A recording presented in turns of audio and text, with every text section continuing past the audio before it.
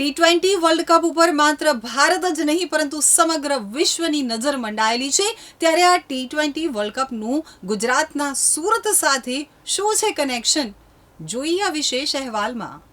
7મી ફેબ્રુઆરીથી T20 world કપની શરૂઆત થવા જઈ રહી છે। આ વર્લ્ડ કપનું સુરત સાથે એક અલગ જ કનેક્શન છે, કારણ કે આ ટી20 વર્લ્ડ કપમાં ભાગ લેનારા 20 દેશોના રાષ્ટ્રધ્વજ સુરતમાં બન્યા છે અને આ તમામ રાષ્ટ્રધ્વજ વેસ્ટ પ્લાસ્ટિકમાંથી બનાવવામાં આવ્યા છે।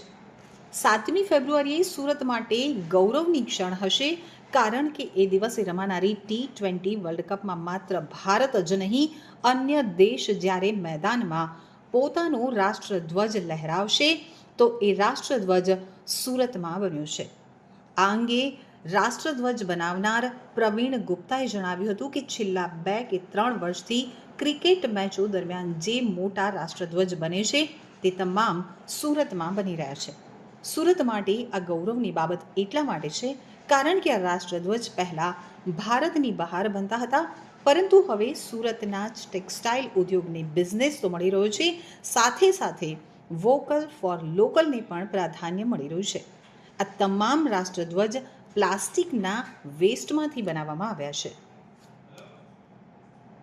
जैसा कि आपको मालूम है, जो टी20 वर्ल्ड कप जो होस्ट हो रहा है, जिसमें 20 कंट्री पार्टिसिपेट कर रही है, वो जो होस्टिंग है वो इंडिया और श्रीलंका 2 कंट्री में है। इसमें 20 कंट्री पार्टिसिपेट किया हुआ है।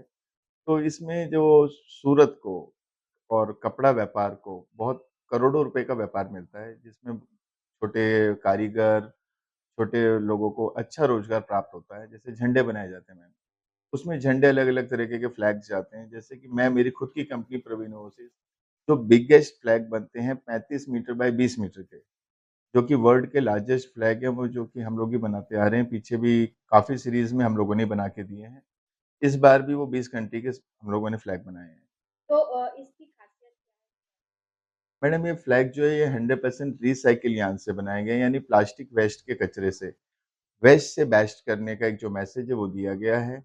और ये जो झंडे का वज़न है, करीब एक झंडे का वज़न 150 किलो है, और इस झंडे को पकड़ने के लिए 54 पर्सन्स इन स्टेडियम में रहते हैं। और उन 54 आदमी को पकड़ने के लिए चारों ओर 54 लोगों के लिए बेल्ट पकड़ लगाई गई है कि वो ईज़ी कैरी कर सकें।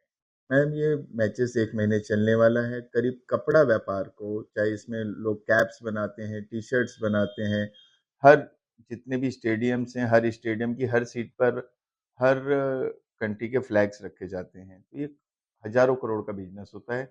इस तरीके के मैचेस और इस तरीके के आयोजन से हम लोगों को काफ़ी रोज़गार मिलता है, काफ़ी गरीबों को हर तरीके से इससे रोज़गार डेवलपमेंट खूब होता है, और ये बहुत अच्छा इवेंट्स हैं।